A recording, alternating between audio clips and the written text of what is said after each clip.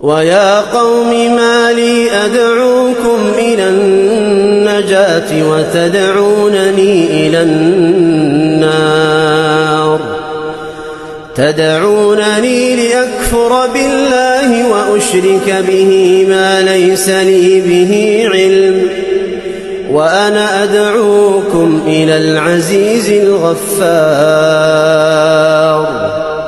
لا جرم أن ما تدعونني إليه ليس له دعوة في الدنيا ولا في الآخرة وأن مردنا إلى الله